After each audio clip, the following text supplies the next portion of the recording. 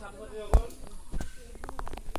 মই তোমালোকক আজি প্ৰায় 9 মাহ ধৰি মই কাবাইতাৰী নৱোদয় কোচিঙত মই তোমালোকক শিক্ষাদান কৰিলোঁ। তহঁতক মই প্ৰিপাৰেশ্যন কৰিলোঁ তাৰমানে নৱোদয় বাছনি পৰীক্ষা ক্লাছ 6ৰ 2021ৰ যিটো পৰীক্ষা অহাকালি 11 আগষ্ট 2021 পৰীক্ষা হ'ব আৰু এই পৰীক্ষাৰ প্ৰিপাৰেশ্যন ইতিমধ্যে তোমালোকক দিয়া হ'ল আৰু এই ইমান দিনে তোমালোকৰ লগত অহা যোৱা কথা বতৰা আৰু লেনদেনৰ পৰা আৰম্ভ কৰি এটা যি সম্পৰ্ক শিক্ষক আৰু শিক্ষাগুৰু আৰু শিক্ষাৰ্থীৰ যিটো সম্পৰ্ক এইটো মধুৰ সম্পৰ্ক।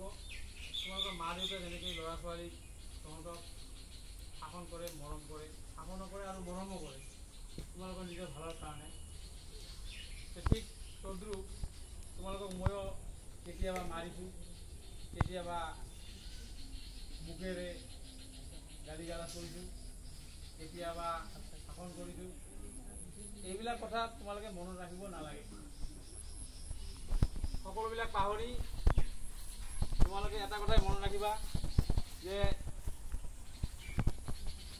ছাত্ৰ ছাত্ৰী আৰু শিক্ষক এই এটা যি সম্পৰ্ক, এই সম্পৰ্ক এদিনীয়া নহয়, চিৰদিনৰ কাৰণে।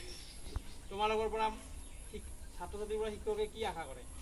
এটা বস্তুৱে আশা কৰে, খালী সন্মান। তোমালোকে নিশ্চয় ডাঙৰ মানুহ হ'বা। সকলোৱে যে পৰীক্ষা দিলে ছাকচেছ হ'ব বা সাফল্য লাভ কৰিব বা পাছ কৰিব এনেধৰণৰ কথা নহয়।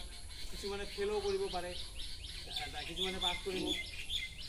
ফেইল কৰিলেও ক'ব লগা নাই আৰু বহুত স্কুলত তাতে পঢ়িব পাৰিবা। মনটো ভাবি যাব নালাগে, ভয় খাব নালাগে। এই কথাটো হ'ল কি, পঢ়া শুনা যি স্কুলতে নকৰা কিয় যদি ভালদৰে কৰা তেতিয়াহ'লে ডাঙৰ মানুহ হ'ব পাৰিবা, ভাল মানুহ হ'ব পাৰিবা। মই আশা ৰাখিম, তোমালোকক মই আশীৰ্বাদ দিছোঁ আৰু মই ওপৰৰ ওচৰত দোৱা ৰাখিছোঁ তোমালোক সকলোৱে সাফল্য লাভ কৰা। আৰু অহাকালি পৰীক্ষা আছে, মই তোমালোকক সকলোকে শুভেচ্ছা জনালোঁ। তোমালোকৰ অভিভাৱক সকলোকে মোৰ তৰফৰ পৰা শুভেচ্ছা জনাবা। তোমালোকে পৰীক্ষাত সাফল্য লাভ কৰা, এইখিনিয়ে মোৰ কামনা। এই আশা ৰাখি মই ইমান দিনে তোমালোকৰ লগত যি উঠা বহা কৰাতে কিবা কথা বাৰ্তা হৈছে বা শাসন কৰিছে এইবিলাক চব পাহৰি যাবা বুলি মই আশা ৰাখি আজি তোমালোকক ইয়াতে ধন্যবাদ জনাইছোঁ। ধন্যবাদ।